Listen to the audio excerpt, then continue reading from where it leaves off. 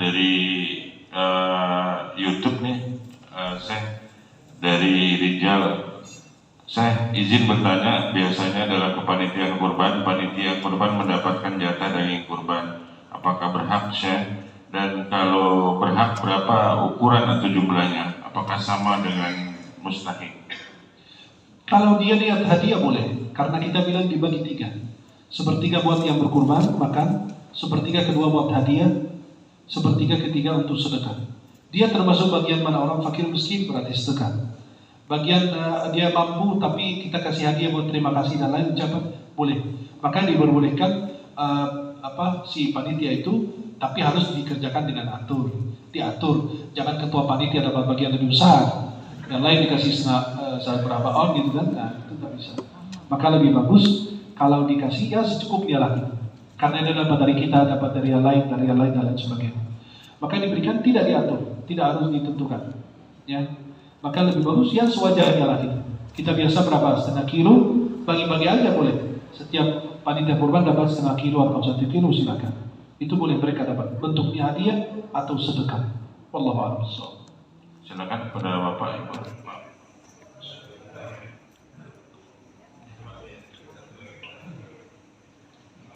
Terima kasih. Assalamualaikum warahmatullahi wabarakatuh. Assalamualaikum warahmatullahi wabarakatuh. Ini untuk menyamakan persepsi panitia. Nah, di dalam pengertian hewan cacat itu ada juga yang mengatakan kalau tanduknya patah, misalnya salah satu atau patah semua, kemudian juga telinganya misalnya salah satu tidak ada misalnya, itu dianggap tidak sah untuk berkorban. Kalau tadi tanduk, ya.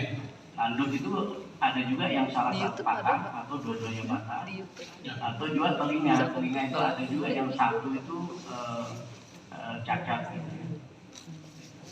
Nah, yang pertama. Kemudian yang kedua, tadi disampaikan bahwa menjual kulit kambing, Kulit korban secara umum.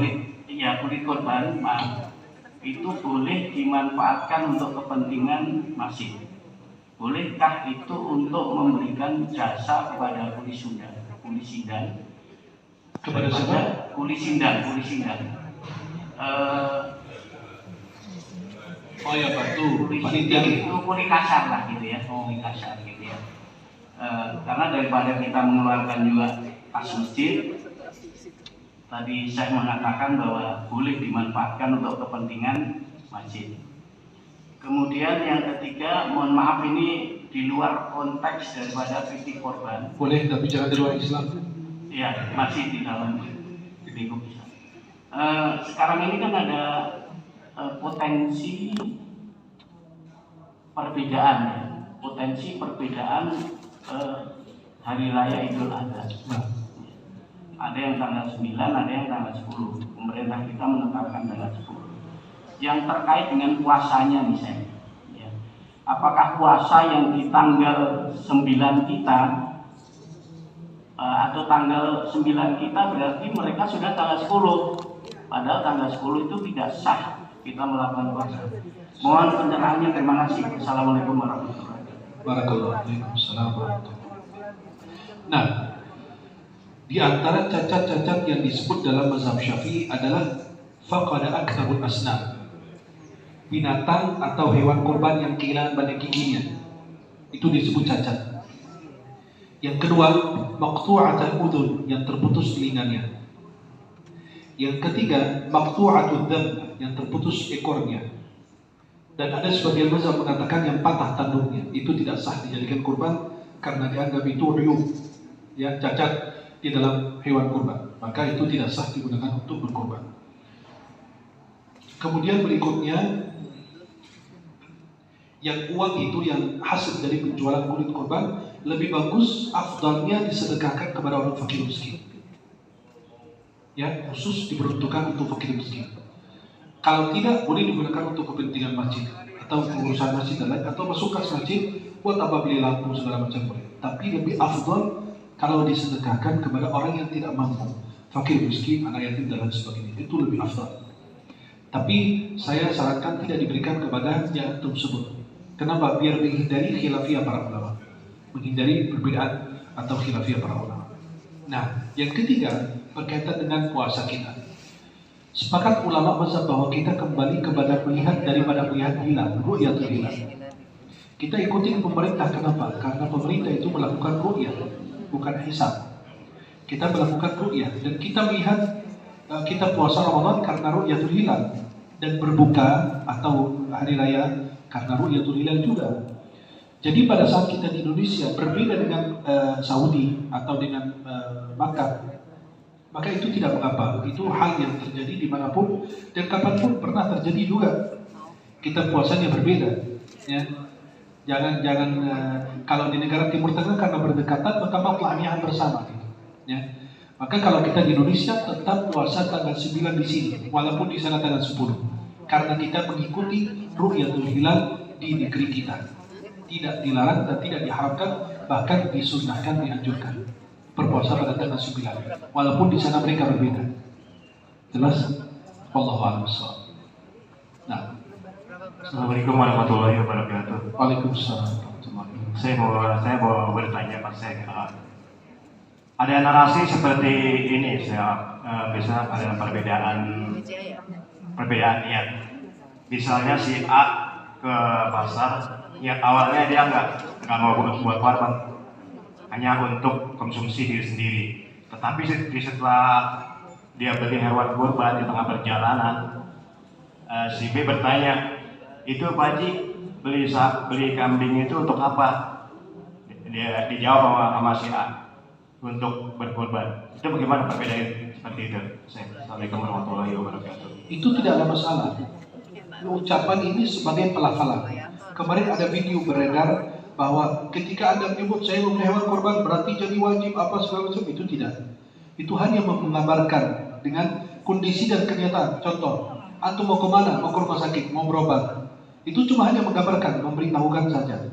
Maka pada saat saya ke pasar atau kemanapun mau ngapain, mau beli hewan kurban, itu hanya memberitahukan dengan kondisi saya atau apa yang saya lakukan. Itu bukan sebagai niat. Niat itu sudah bertekad berazam di dalam hati. Berbeda itu dengan pelafalan. Jadi kadang-kadang nggak cuma kayak gitu, niat dengan pelafalan lisan. Jelas? Maka kata ulama mazhab Syafi'i, kalau pada saat sholat itu, kalau niat di hati kemudian dilafalkan oleh lisan. Kenapa? Menguatkan yang di dalam hati. Tapi cuma hanya pelafalan saja, pemberitahuan, dan itu saya mencarinya dalam mazhab-mazhab tidak ada yang mewajibkan. Hanya ulama mengatakan tidak masalah. Pada saat Anda memberitahukan Anda mau beli hewan kurban, itu juga tidak diwajibkan. Tiba-tiba sampai ke pasar, ternyata uang Anda tidak cukup. Tidak diwajibkan. Beda dengan bernazar. Bernazar itu berarti bertekad, berazam, berniat bahwa saya harus berkurban tahun ini. Itu jadi sebuah kewajiban. Dan nazar, kurban nazar itu tidak boleh kita makan, sedikit pun nggak boleh. Contoh, antum bilang saya nazar, saya akan beli kurban tahun ini, nazar lillahi ta'ala. Maka pada saat untuk nazar, antum nggak boleh nyentuh untuk kurban, semua harus keluar lillahi ta'ala. Jelas? Maka pada saat antum memberitahukan orang itu bukan niat dan sebuah kewajiban antum harus berkurban dan lain sebagainya atau jadi kewajiban, tidak. Karena pada dasarnya kurban itu sunnah, kecuali yang Anda wajibkan bagi diri Anda sendiri sebagai nazar atau sebagai suatu kewajiban yang harus dilaksanakan. Wallahu a'lam. Jelas apa? Walaupun ada perbedaan, tetap kita gini, kita meneliti dulu antara mazhab-mazhab, kemudian kita ngambil kemaslahatan kita yang mana, kemaslahatan umat. Kenapa? Islam kita itu agama rahmah, kasih sayang, tidak membebani kita. Seperti menjual kulit kurban, kan susah. Kalau kita bagiin ke orang fakir miskin, dibalikin lagi. Jadi kita mencari mazhab yang membolehkan. Seperti antum kalau di Saudi, lagi tawaf, bersentuhan dengan perempuan, batal nggak? Batal kalau sampai. Kenapa? Kemaslahatan kita di sana untuk benar pakai mazhab Hanafi. Karena kalau pakai mazhab Syafi'i, antum nggak pulang-pulang. Udah di sana aja di masjid. Apalagi maaf, antum kalau lihat musim haji berdesak-desakan bukan main. Memang tidak ada disengaja nyentuh istri orang, nggak ada.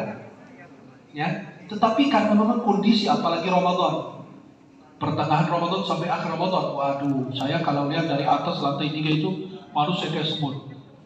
Semut betul, itu sebelum Pandemi aja, antum lihat dari lantai 3 dan suara jamaah itu, masya Allah orangnya. Kenapa? Itu diberikan kemudahan dan keringanan dalam bermazhab-mazhab seperti itu. Jadi diberikan kesempatan kita bisa memahami lebih bagus, kemudian kita ada peluang-peluang. Jadi ketika antum dari sini ke Saudi mau umrah, tiba-tiba bersentuhan, memang nggak ada sengaja, nggak ada syahwat, ya nggak bakal kata mazhab Maliki atau boleh mazhab Hanafi. Jadi kita mengambil sesuai dengan kemaslahatan umat Islam pada saat ini. Dan itu ada baiknya juga buat kita. Jadi tidak mempersulit kita terus. Ya. Dan tidak semua mazhab harus dipakai. Ya, ada kan Ibnu Abbas bilang, sembelih walaupun kambing walaupun ayam. Loh, gimana mau sembelih ayam? Ya. Maka itu yang diharapkan dagingnya saja. Sedangkan ayam dimakan sendiri, satu orang aja habis. Ya, Allah Ta'ala. Maka kita pilih yang paling maslahat dan paling bermanfaat bagi kita. Tapi kalau ada yang mengatakan yang lain, silakan. Tapi pendapat yang kita pilih yang masyhur adalah itu hal tidak diwajibkan. Karena pada dasarnya kurban itu sunnah, kecuali kalau Anda wajibkan bagi diri Anda. Maka ulama mengatakan nazar itu tidak boleh dimakan. Itulah bahayanya di situ. Kalau Anda sudah perhatikan azam itu nazar sudah dilafalkan dan dikuatkan oleh hati bahwa ini nazar saya, berarti tidak boleh dimakan. Benar-benar seluruhnya disembelih dan dibagikan. Tidak boleh dia berkurban memakan. Apabila itu nazar, ya nazar itu haram kita makan, maka dibagikan. Wallahu a'lam. Nah.